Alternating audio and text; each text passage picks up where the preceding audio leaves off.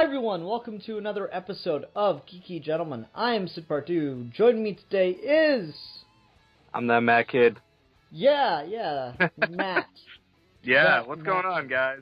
Oh, you know, the world keeps spinning. It does. I was surprised to find this out. Like, I thought the Earth was flat, and then I found out that it's really just a disc on top of a turtle, which itself stands on an even larger turtle, and it's like turtles all the way down. Who knew? The world absolutely keeps spinning, like a certain blue hedgehog. Ah, transition. Oh yes. Yeah, nice. Okay, So Deadpool and I a couple weeks ago did an episode on Mr. Freeze, and I didn't really think that many people would be interested in that, but it kind of, took off, got a lot of comments, so I figured we'd just start we'd start a series on this show where we just talk about characters. Just do basically character profiles, give our thoughts on characters, all that jazz. And so Matt is a big Sonic the Hedgehog fan, and I am. Yeah. So am I.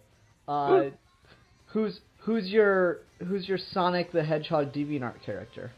Who's your favorite fan character on DeviantArt? No, kidding. I'm nowhere near that bad.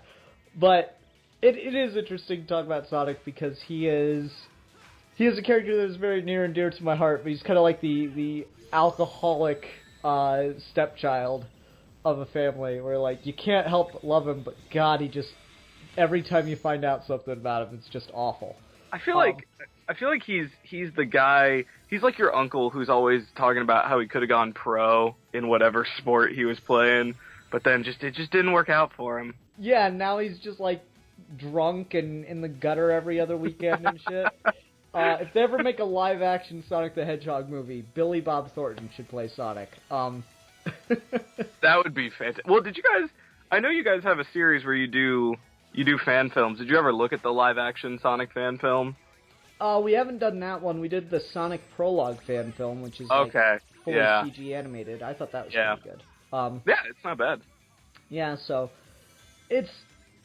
we'll just go and see where we get talking about Sonic the Hedgehog. Matt, why don't you start us off with something? I mean, Sonic the Hedgehog has always been something that's... I mean, you've said it's near and dear to your heart. He's very near and dear to my heart. I remember being a kid and playing the Genesis games, and honestly being bad at them because, I mean, let's be real, they're pretty tough. So, I mean, when I was a kid, I was so bad at those games, but, I couldn't stop playing them, and I loved kind of the attitude that he brought. I loved the speed. I loved the design of him. He's got such a kind of cool, iconic design. And Sonic was just this really important thing to me when I was a little kid. I remember watching all three different animated series that were on in the 90s. Yep. All three of them. The one good one and the two horrendous ones. Okay, and so the good one is the one that's like the Looney Tunes ripoff, right? Right? Yeah? No? No. Only no. No. No, that's the... No, okay, so there was like... There's the Looney Tunes ripoff one, there's Sonic Sat AM, and then there's Sonic Underground, which is just a travesty. Yes, exactly. It's funny. I like two of them, one of them kind of just in spite of itself, but yeah. It's interesting because I too played the Sonic Genesis games a little bit growing up. I had a Genesis and played Sonic 2. Yeah. And I think the farthest I got was the one that's like a temple above the ground, like the fucking arrow shootout. I can't even remember the name of the zone. I am, to this day, terrible at 2D Sonic games. I got the Sonic Mega Collection Plus, and I tried playing it on my PS2 just a couple months ago. Yeah. And like that lets you cheat where you can pause the game and save right where you are. And so you can create, modern checkpoints in a classic Sonic game. Dude, I have to, pause every 2 seconds. Every time I get past an obstacle, I have to pause, save, and then, spend 10 minutes getting to the next point where I can save. I am horrendous at 2D Sonic games. The first Sonic game I was ever any good at was Sonic R, which I still will say is the best Sonic racing game in concept, just not execution. Yeah. Yeah, okay. I mean, Sonic R... See, I love Sonic and Sega All-Stars Racing. Like, I really do. I think Sonic and Sega All-Stars Racing and All-Stars Racing Transformed, I think they're fantastic kart racers. But it's always weird to me that they're all in cars. Like, yes, exactly. That's weird. Exactly the problem. And I love the idea of Sonic R. And I love sort of the weird, like, creepy pasta memes that it spawned with, like, Tails Doll and all that crap. But, I mean, it's a bad game. It is. It's a horrendous game, but I think it's like the best Sonic racing game in concept of, hey, they're actually running. Yeah, hey, these power-ups actually make sense. Just stuff like that, yeah. Yeah. It's terrible execution, but it's a good idea. I also like the songs. I don't care what anyone says. Can you feel the sunshine? Does it brighten up your day? Yeah. Good stuff. No, yeah. Well, and that's something, if I can have, like, a quick, not really a tangent, but, like, the music in Sonic games is always fantastic. I mean, generally. Yeah. I mean, even getting into the adventure games, you know, even just outside of, like, the Crush 40 songs, you know, the Open Your Hearts and all that stuff, like, just the soundtrack for the levels of, like, Adventure 2, Heroes, even the levels have great soundtracks beyond just, you know, whatever Crush 40 wants to show up and pump out. Yeah, I agree. I think that there's, like, maybe Sonic Boom is about the only Sonic game with a bad soundtrack. As Sonic 06 gets at points, I gotta admit, I mean, it's very of the time of mid-2000s, but it totally works for me musically. His World! Yeah, and, like, I do love, like, the instrumental orchestral version of His World is fucking awesome. It's really cool. But yeah, I will say Sonic has always had great music attached to it. And that's become kind of like the cop-out thing to say when you're talking about Sonic. People are just like, oh, well, it's a Sonic game, it's got great music. But I mean, it's so true. I mean, even back in the Genesis days, I mean, I love Mario music too, but man, some of the music in those, you know, that original Sonic the Hedgehog trilogy just, oh, it's so good.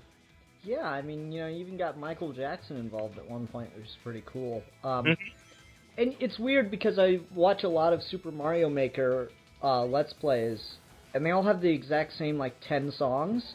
Yeah. And for every level, and that's just, like, aggravating because, like, you imagine what, like, a Sonic maker could be, and there'd be so much good music to use. Yeah, I would love that. It's a great idea that will never, ever happen. No. Okay, so I guess for me, the big thing that I will always say about Sonic is, unfortunately, the fan base can produce better content more consistently than the people involved in creating the official content for the property. And I think that is, one, a testament to how much people love Sonic, but two, a gigantic problem with how the property has been managed. And I think, I would tend to agree with that. I think Sega doesn't always seem to kind of get what its fan base wants, and I think over the last few years, they've had this issue where they're trying to kind of court mainstream success by kind of, I don't want to say pandering, but definitely kind of playing more towards what the mainstream of game critics are saying about their titles. And they kind of forget that they have such a huge fan base. And the Sonic fan base, as big and as fun and as creative as they can be, they also have the problem that I have with a lot of fandoms that I've been into over the years where they're so undiscerning. And if it's Sonic the Hedgehog, they'll love it, regardless of quality. And, you know, and the Sonic fandom is just a very interesting kind of, kind of hornet's nest to get into. Well, it's ridiculous because there's some amazingly talented people, and then there's some, like, what the fuck is wrong with these people? Exactly, yeah. And what's cool is I think Sega is really starting to kind of come around on that, because the thing that gets me pumped for Sonic Mania, and I know Sonic Mania recently got delayed, which is sad. But the thing that gets me pumped about it is that we've got Christian Whitehead kind of spearheading that game. And Christian Whitehead, he kind of retooled this classic Sonic physics engine, and they used Christian Whitehead to basically rebuild Sonic CD from the ground up to port it to 360 and PS3. And so they're definitely kind of looking into the fan community and seeing, people who do these fan projects and people who do these projects that people really enjoy. And I think Sega's finally sort of starting to say, hey, let's, bring on these people who are connecting well with our audience. So, I mean, definitely Sonic Mania and Sonic Forces are giving me hope, I would say. Yeah, so, I don't know, maybe they finally learned their lesson, but I would have thought they learned their lesson in 2011, and then Sonic Lost World happened, and I was like, oh, okay, I guess they're still just experimenting. Yeah. And then Sonic Boom happened, and I was like, what the fuck, Sega?! Why would you give your biggest property ever to a developer who's basically never made a game before? I mean, it infuriates me to no end, because you had Colors, like, half of Unleashed is good, and then Colors did really well, and then Generations was just like, yes! And then they're like, oh, but instead of taking that gameplay style and making another fun, unique, like, new story with, this great gameplay we've created, we're just going to now go back to the drawing board and make this really bad game, and then make this even worse game. And I don't understand the mentality. Neither do I. It's almost, like, just hilariously foolish. Yeah. I hear people complain about the boost formula.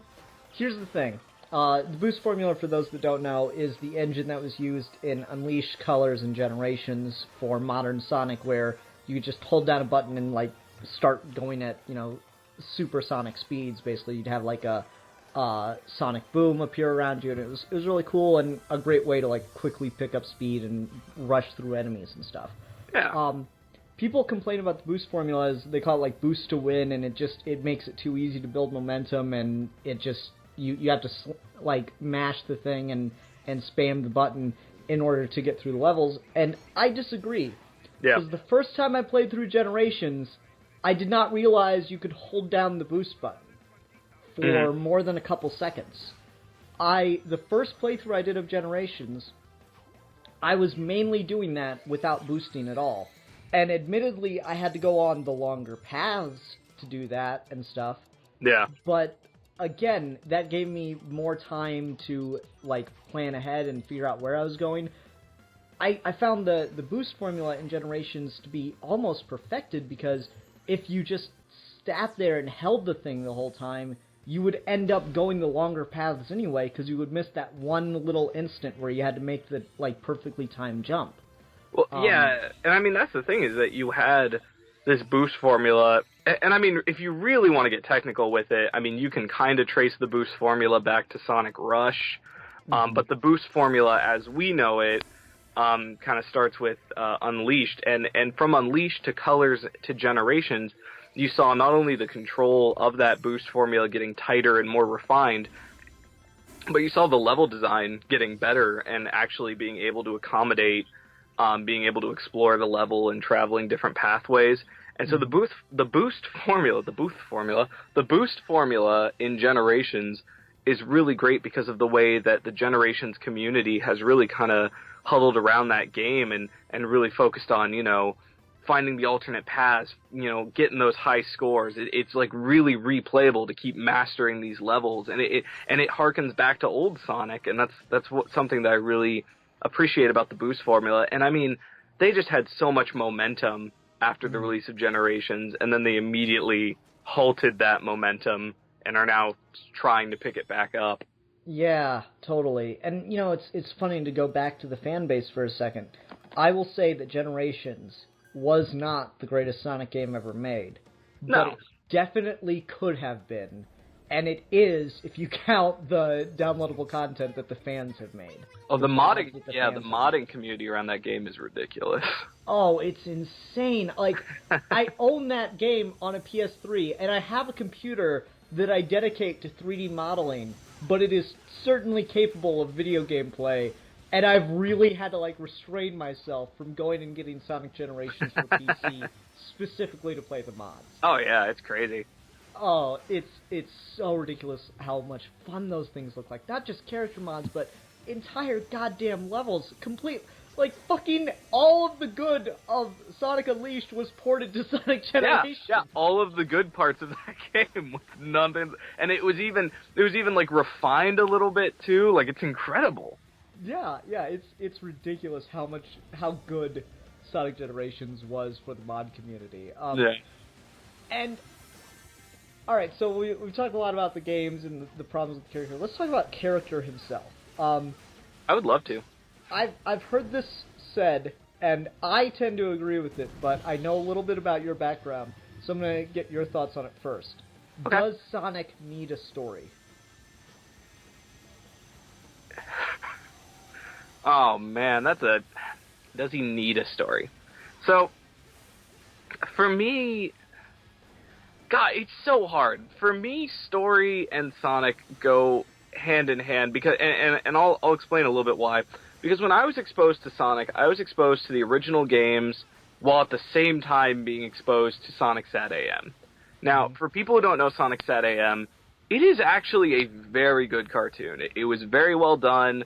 It's not like Gargoyles or Batman TAS levels of, like, amazing, still holds up and can be watched as an adult, but it was a good show. And so I was exposed to that, the cartoon, I was exposed to that, the games, and some of the early comics all at the same time.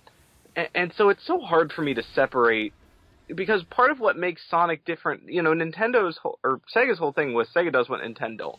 And Mario was this very simple story of, I'm a plumber, I'm going to go rescue this princess, and then you get to Sonic, and it's kind of this, like, he had this group of freedom fighters, and, there's a little bit more of a complicated story going on, and that's the kind of stuff that I think bringing that into the games absolutely could have, really cemented that Sonic could use, a fun story, because it doesn't have to be deep, but, Sonic does have a tradition of, with every classic Sonic game, we introduce new characters. By the time you get to Sonic 3 and Knuckles, we have this new character who goes through this story of, Robotnik or Eggman lies to him, makes him think that Sonic is a bad guy. Then throughout the course of the game, Knuckles comes to realize that Sonic actually was there to help him and all this stuff. So, I mean, Sonic has had a story almost from the beginning, and, he's had so much media tied to him, both in the comics and the cartoons,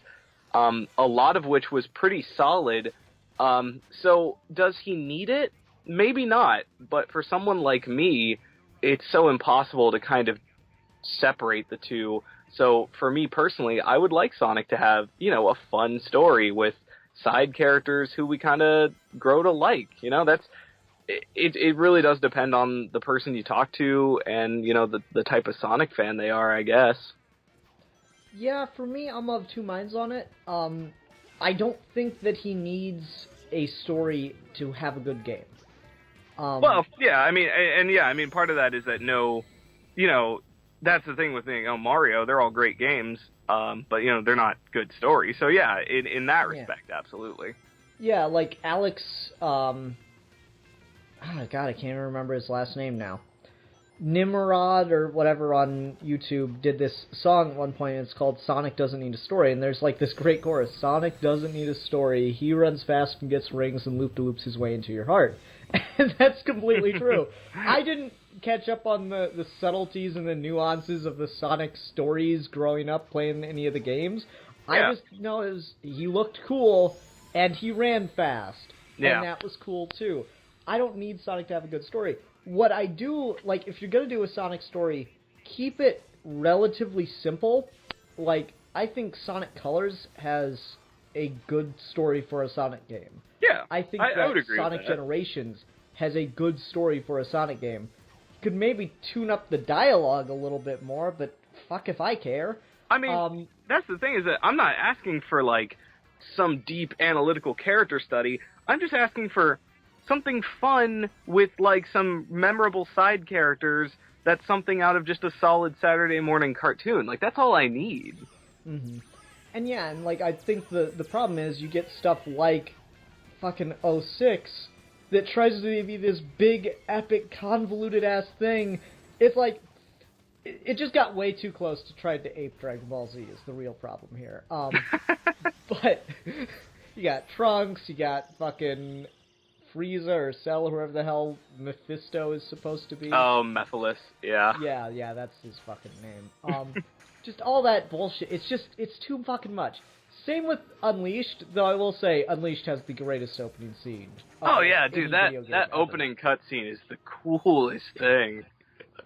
And then it immediately lets you down with the way it ends. Yeah. No, but like I have no problem with Sonic just having a really basic like what's the plot of Sonic Colors? Robotnik has a theme park where he's enslaved aliens. Sonic goes and saves the aliens and destroys the theme park.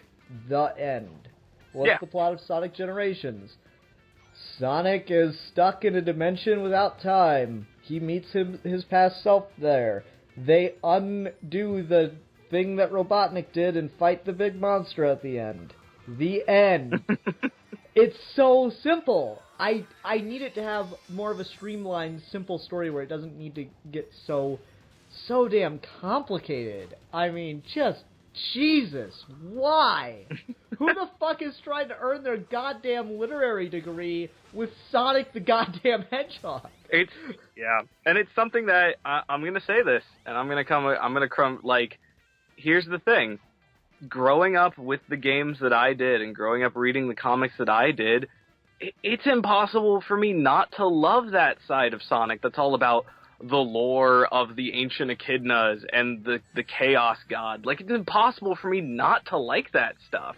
And part of that is because in the comics, they've done legitimately interesting things with these characters. They've taken the chaotics, made them a legitimately fun, enjoyable story to read. You know, they've taken the ancient echidnas and their whole story of, sort of their own hubris being the death of them. They've actually made that interesting in the comics and stuff like that.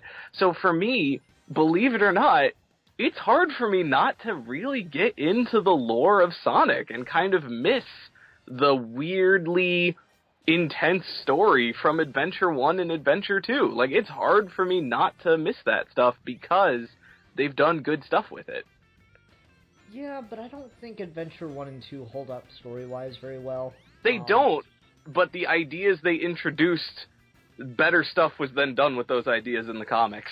And so, and like I said, that's just kind of a personal thing with me, because I love the comics so much, and I think a lot of the comics, not all of them, but I think a lot of them are, like, legitimately pretty solid, it's hard for me not to separate that stuff. And I know that's kind of my own fandom, blinding me, because, I mean, Adventure 1 and Adventure 2, absolutely, they do have their issues, but, I think a lot of people who were the right age when they were exposed to those games, like me, I think they just kind of grew attached to a lot of those characters and a lot of those story ideas, regardless of how well they may have aged.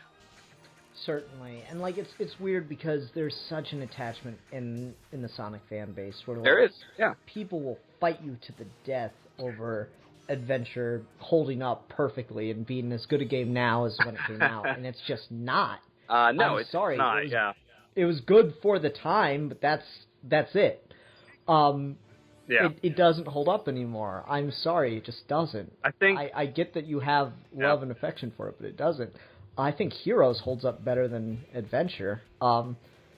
Heroes is... I've always thought Heroes was kind of underrated, and I do think Adventure 2, at least in the Sonic and Shadow gameplay, I do think Adventure 2 holds up probably overall better than Adventure 1. But, I mean, yeah, people still will... they definitely... Not every parts of those games have aged well. Yeah. But, I mean, I think there's stuff that we knew sucked when it first came out. Like, no one liked fishing with Big the Cat in Adventure 1. Like, no one loved that when that game came out. So, I mean, I'm sure some things, but, people just don't kind of talk about that stuff as much. Right. I don't know. It's just interesting to think about the ways that people just. It's like you either have to love it or you hate it. You can't have a nuanced opinion on the character. That's a problem. That's my biggest issue with a lot of the Sonic fan base, because I like to think that as much as I sit here and be like, oh, I really like the stuff with Chaos, I can admit that it's not always well handled. Whereas I think that second part where I can be like, I like this stuff, but it's not always done well, and sometimes it's done badly. I think there's a lot of the Sonic fan base who they can't make that distinction, and I think that's kind of a big problem in the Sonic fan community. And I don't know if you know this, but in the Sonic fan community, there's also a pretty big rift between people who love like the story and lore of the games and people who love the story and lore of the comics. I mean, people have gotten into legitimate fights over, do you ship Sonic and Amy or do you ship Sonic and Sally Acorn? Like, it's ridiculous. So, like, yeah, no, it's intense. Like, get on that DeviantArt and get into those flame wars, man. I'm telling you, it's not fun. Oh yeah. For anyone that doesn't know, you should definitely play the DeviantArt game, which is to go to DeviantArt and search your name and then the Hedgehog or the Fox or the Echidna, and you will find some Sonic fan art. Oh yeah, it's hilarious. But regardless of all that, yeah, I do not understand the drive that people have for those things. Like, the thing I find refreshing, like, I don't understand the Amy shippers at all. The thing I find refreshing about Sonic and Amy's relationship is it's not Peach and Mario. Yeah. It's like he's too cool for her. I love that about it. It's fun. It's ridiculous, but it's fun. I don't know. Like, I don't think too much about the story when I get into these things. The Sonic fan thing, though, that I will get into fights with people on is his name is Dr. Robotnik. But it's not. Yes, it is. His name, because Dr. Eggman is a stupid name. His name in Japan was always Eggman. I know. I'm well aware. Oh, okay. I'm just making sure. It's stupid. I mean, yeah, I'll generally, most of the fan base, at least most of the fan base I've talked to, generally accept that his name is, Ivo Robotnik, and that Eggman is just kind of this, like, he's Ivo Eggman Robotnik, and it's just kind of this moniker. And it was something that, when you got to Adventure 1, he was still calling himself Robotnik, but what they did was they would have Sonic call him Eggman as an insult, and then from then on, he calls himself Eggman, which is hilarious. And that's where it stops working. I'm like, him calling himself Eggman is ridiculous. Sonic calling him Eggman is perfect. Yeah, I can agree with that. Yeah, I don't know. It gets weird when everyone, including himself, calls himself Eggman. I hate that. It's like he loses all level of intimidation. Well, especially it's especially hard if you go from like Mike Pollock's Eggman, which is the current Eggman, who is super fun. Like, I love Mike Pollock in that role. I think he has a lot of fun with it, and he's always fun to like listen to, especially when he has his good lines every now and then. If you go from that and compare it to the Dr. Robotnik from Sat AM, who is legitimately pretty creepy. There's such a big distinction there. And then in the comics, current Eggman in the comics is kind of a mix of those two characters. Like, he can be threatening, but, they'll absolutely play him for a laugh, when they get the chance. One thing we haven't talked about, we talked about the game. Have you watched any of the Sonic Boom television show? Yeah, actually, would it be cool if we kind of ran down the list of the Sonic cartoons real quick and just kind of gave brief little thoughts on them, or? Yeah, sure. Let's talk about the Looney Tunes one first, then. Okay, so that's just Adventures of Sonic the Hedgehog. Yeah, and it's so weird that we have fucking Urkel voicing Sonic for all three of these initial series. That's super weird, yeah. Alright, so Adventures of Sonic the Hedgehog, I think it's really like a fun, stupid Looney Tunes ripoff, and one of the things I legitimately love about it, though, is how it's got a lot of similar stuff to the first three games. Like, there's an enemy in Sonic 2 that looks exactly like Grounder. Yeah. Mm-hmm. And I thought that was a cool little thing to do. there's a lot of the imagery from the games is put in that show, and I think it fits in a weird, fun way. I do too. That show gets a lot of hate for being just stupid, and it is stupid. But man, I would be lying if I said I didn't laugh any time there was a scene with Robotnik and Scratch and Grounder. Like Robotnik in that show is hilarious. Yeah, and definitely. I don't know, that show has had such an impact on the fan community, especially those PSAs at the end. And there's a PSA about like, you know, don't let someone touch you. Kid. Yes. That is not cool. Yeah. So, and what's fun, brief side note, that the episode that's attached to, because I know my Sonic crap, the episode that's attached to is an episode where Robotnik creates this like hot fake female robot hedgehog to like lure Sonic into a trap. And so I think that's hilarious. But where it gets even better, this fake female robot, her name is Breezy, and Ian Flynn recently brought Breezy into the comics and made her this super awesome, like, owner of an underground fight club inside a casino, and it's so cool. Like, oh my god. Like, like, he brought Breezy, because, like, Ian Flynn loves all things Sonic, so he went back to this, like, ridiculous show and brought a character from it and totally revamped them, which is hilarious. But yeah, that show was just so... When it worked, it was funny, and when it wasn't funny, it was just the most painful thing in the world. Certainly. It's fun to watch some of the fan animations, like parody animations and stuff that have come out of that, because there's one where they take, I believe it was Robotnik and Scratch from, like, the character designs based on those, and they do, like, the opening of the first season of Aqua Teen Hunger Force with Dr. Weird. It's Dr. Robotnik, he's like, "Gentlemen!" That was just hilarious to me. That's awesome. So it's funny to see how much that show has endured, and it was one of the first things I had. I had Sonic 2 on Genesis, and I had the VHS of the first 3 episodes. Yeah, that's cool. Yeah. Sat AM was a show that I knew of, but it's the one I didn't watch at all growing up. I think it's on Netflix right now. It is. Yeah, I've watched through it all since, but I didn't watch it at all growing up. That's a show that I watched so much growing up, and that's a show that, like I said, it's not like Gargoyles or Batman TAS levels, but I think it holds up fairly well as just a solid Saturday morning cartoon. Mm-hmm.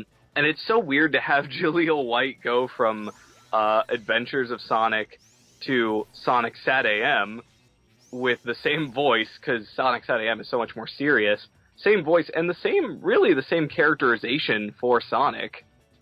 Pretty much. Like, I remember there's the episode where Robotnik builds, like, a cheetah robot or something. Yeah. And, like, challenges Sonic to a race, and he actually shows up for it. That was fun. Uncle Chuck was introduced in that show. Uncle Chuck. Oh, man. Yeah. Yeah, it's weird. There's one episode, I'm pretty sure it's only for one episode, where all the character designs change, except for Sonic. Yeah, it's like the pilot episode, I want to say, because... No, it's not the pilot. It's like somewhere just in the middle of season 2. Okay. I swear, it's just somewhere right in the middle of it. All the character designs change. Well, because there's a thing where, like, in the very first couple issues of the comics, the characters were different. You know, Sally was pink, Rotor was named Boomer instead of Rotor, and there's, like, a lot of weird changes that got made, like, right away, after the first couple issues of the comics, because the comics were kind of spun out of Sat AM, or the other way around. To be honest, I've never been totally sure on that. And so you had the same characters in that show as you had in the early comics, and they went through a lot of design changes over that first year. Interesting. Yeah. I don't know, like, Sat AM, I agree. I thought Robotnik was pretty fucking creepy in it. Yeah. It's a well-told, pretty typical story, I think, overall. That one is just okay in my book. I really cannot say too much about it. It's certainly not bad, though. I tend to agree with people who say that it's pretty cool that it has an actual, like, subtle environmental message, which is pretty unique for a kid show of that time, where most environmental messages in kid shows were, like, really in your face, like Captain Planet style. And so, I mean, I agree with people who have said that, and I agree that there is definitely stuff there. I think it's a very solid show. Yeah. I mean, I think we're both in agreement that it's solid. Okay, now Sonic Underground. Freaking, I love how... I'll first off say this. Between the Sonic Underground opening and the Sonic Sat AM opening, I don't know which one I like better. They're both so fantastic. Sonic Underground. Sonic They made a vow their mother would be found. Sonic Underground. Yeah, that and the opening to Sat AM, the Blue Streak speeds by, both really good. But Sonic Underground, boy, and those two, his brother and sister Sonia and Manic, those are names that have popped up in the comics from time to time because of like the weird legacy of that show. But that show is something that, from a young age, like, I don't know if you know this about me, I play the drums, and I've been playing the drums for a long time, and so I love Manic as a character. This, like, green, punk, spiky-haired hedgehog who can, like, destroy people by playing the drums at them. Like, God, I want to love that show so much, but it's so bad. It is. What's weird is it's just like a reboot of Sat AM, but more ridiculous. Yeah, it's more ridiculous. It's...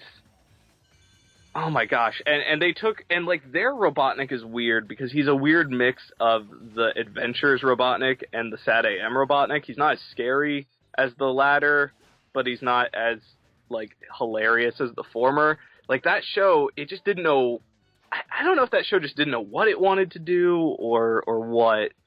It's like they got good reviews on Sat AM, but not enough people were watching it because it was kind of like a slow burn. Yeah. And so they tried to do more stuff to like make it more 90s.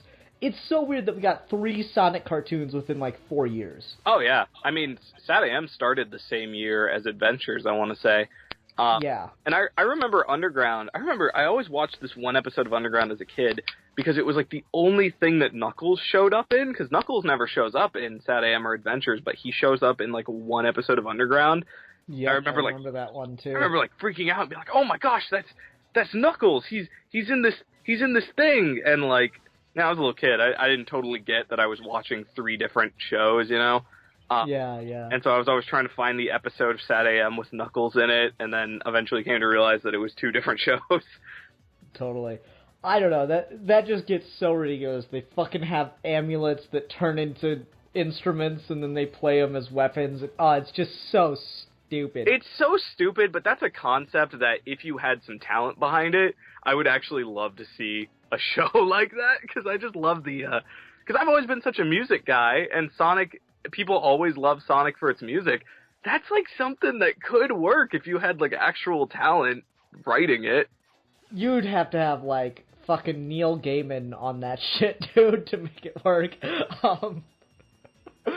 I think it's a fun concept that like if it was not total garbage, could be maybe kind of fun. I don't know. That's all I'm saying. Okay. All right, you know what? Since we're talking about it, let's go ahead and go through chronologically here. Okay, so I don't know if you've seen this, the Sonic anime movie. Yes. I think that's like a legit good movie. There's one thing that I will never understand. Yeah. That's why the fuck Knuckles has a cowboy hat. Because it's fucking cool. I don't know. They sometimes. So in the comics, Knuckles had a father named Locke, and Locke always wore, like, this, like, cowboy hat, and in the comics, they sometimes would give Knuckles that hat, because they sometimes play around with the idea that Knuckles is supposed to be this sort of, like... We've done this thing in the comics where we've occasionally made Knuckles basically Indiana Jones, where, like, he's not super smart at, like, common sense type thing, but the one thing he knows is history. He really knows history, and so we'll occasionally do this thing where we give him a hat and we make him this like tomb delving treasure hunter. I guess that works with his characterization in the adventure games. Yeah, and I love that. I love that side of Knuckles that we play around with in the comics sometimes. And yeah, he's got a weird hat in that show, in that movie, and I used to rent that movie from my Blockbuster. That movie and Mask of the Phantasm, I used to rent them all the time. it's hilarious because you can't find that movie anymore. You can only find it like downloading it illegally online. They don't release. I don't think it's ever gotten a DVD release. Which it should. It's so fun. Yeah, I might have to pick that for an episode of Geeky Gentleman at some point. Do a full review. But... I would. Yeah, I love that movie, that anime movie. And part of the reason I love it so much is because I love Metal Sonic just as a like I love his design. I love the concept of him. I've always loved Metal Sonic. So to see him kind of get a lot of attention in that movie was really cool. Okay, I'm gonna do this, and I can't believe I'm gonna do this. Have you heard the Metal Sonic fan theory? Maybe? I don't know. What is it? Alright, so Metal Sonic was introduced in Sonic CD, which is a game about alternate timelines. Yeah. The fan theory is that Metal Sonic is roboticized Sonic. From an alternate timeline.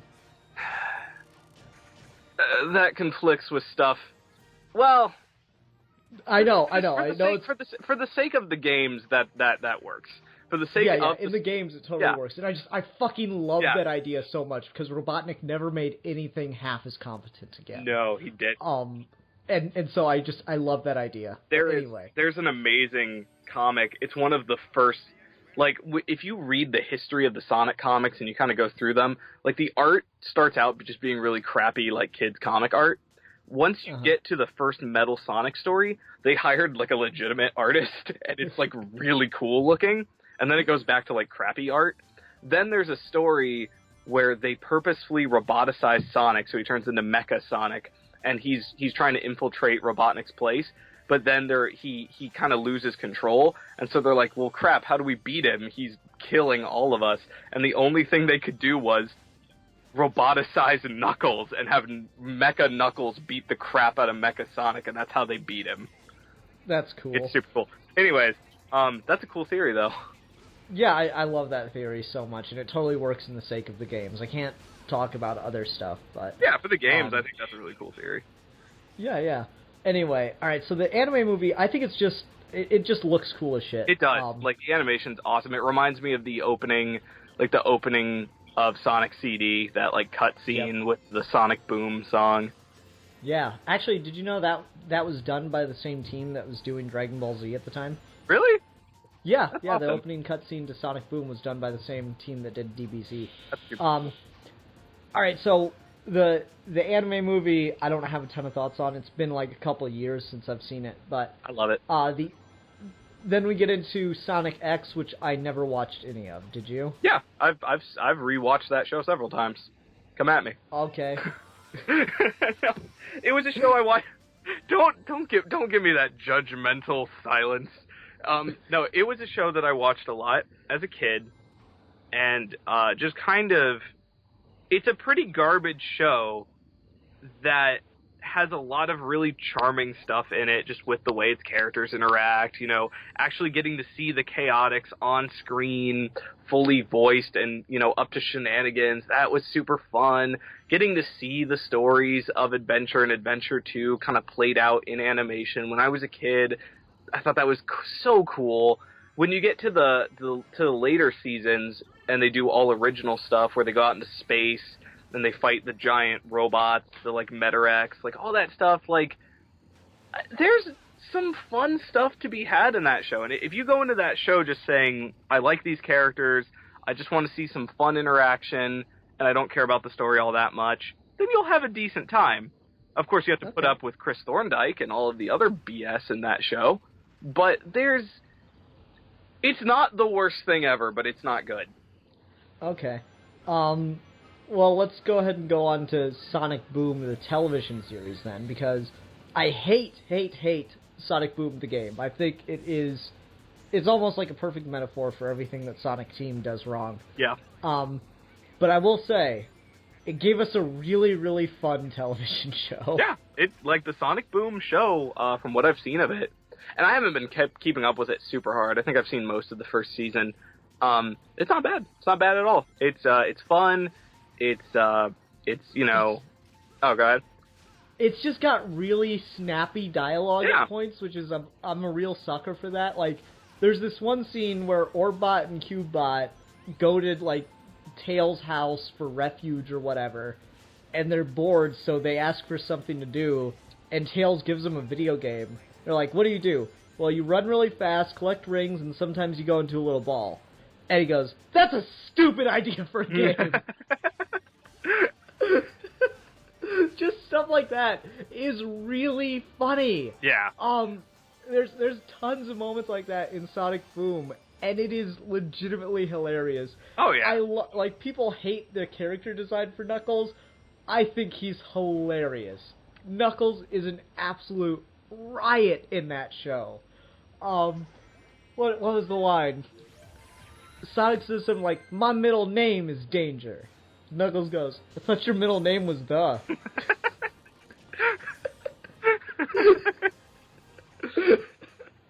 And that's just really clever writing. Yeah.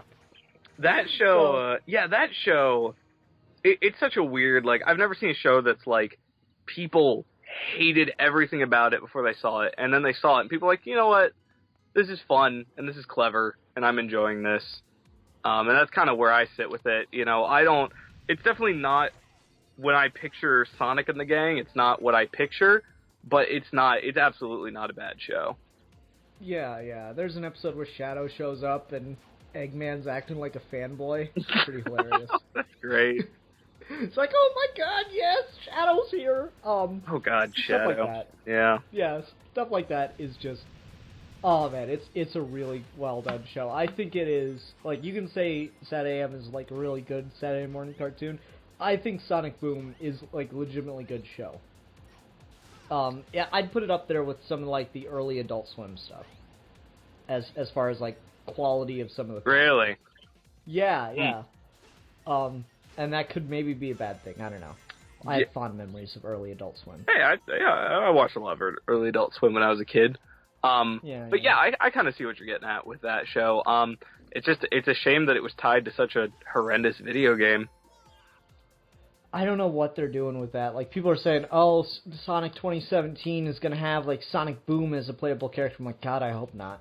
I don't know what they're doing with Sonic Forces, to be honest with you. I'm just kind of curious and hope it doesn't I'm suck. just glad the boost gameplay is back. I might actually buy a PS4.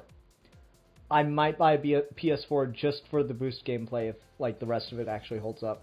Yeah, I'll be really curious to see. I mean, I'm sad that Mania got delayed, but I don't think anyone doubts that Mania will at least be good. From what I've seen, it looks great. Yeah. Like, I watched the playthrough of, like, the, what is it, Hollywood Zone or whatever. Yeah. No, Studiopolis. Mm-hmm. There we go. I watched the playthrough of Studiopolis, and that looked like fun as hell. I'm just terrible at 2D Sonic games, so... Yeah. I'm not going to play it. Well, I think some people forget that, like, as bumpy as a road as Sonic has had on 3D consoles, Sonic handheld has been going really strong. I mean, you had the Advanced trilogy, which was great 2D side-scrolling stuff. You had the Sonic Rush games, which were great. So, like, I think there's almost always been a decent Sonic game out at any given time to play. It's just been lately, those have been more few and far between. Fair enough. Well, is there anything else we have to say about Sonic, or the world of Sonic or anything? Anything you wanted to make sure you got out there? You wanted to encourage people to go read your Sonic fan fictions? Yeah, absolutely. No, I mean, there's nothing I can really bring up. Wait, I got one. What's your favorite Sonic erotica? Let me pull up my fanfiction.net profile and look through my favorites.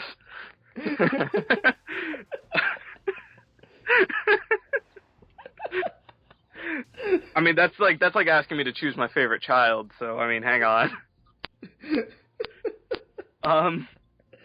No, the only thing I would add is, if you are like me and you kind of played the adventure games when you were a kid and you actually really did enjoy kind of that story aspect of Sonic, you can get all of that without playing a bad game by reading the comics, which are fantastic. And that's all I would tell people, is that I think more people need to read those comics before they get canceled, which they might be getting canceled soon, which would be a travesty because it's the longest running comic book series based on the video game, and those comics might be getting canceled because they've been on indefinite hiatus for a while now. So oh, damn. everyone be really sad with me. So yeah. That's all I would tell people is that's the only thing I would really add is just I think the comics are great, and this side of Sonic that just no one talks about when you kind of talk about Sonic in like the public consciousness, because most people don't read the Sonic comics, but a lot of them are very solid. I mean that's all I would really say. I mean I think Sonic has had an incredibly bumpy ride, but he's a character in a franchise. I don't think I'll ever not love that franchise, you know?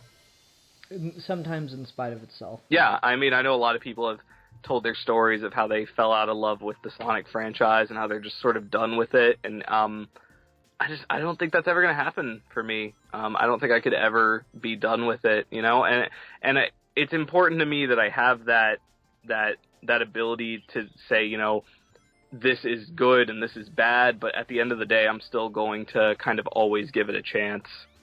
That's fair. Yeah, I'm kind of with you there. Sonic's something I come back to every so often. Like, yeah, I think I've played through and gotten good, progressively bad, and then good again at Sonic Generations several times now since that game came out. Like, I'll put it down for like a couple months, then come back to it like a year later or something, and just play through it again. Also, the Chow are super cute. That was a random thought that I had that I wanted to throw out into the world.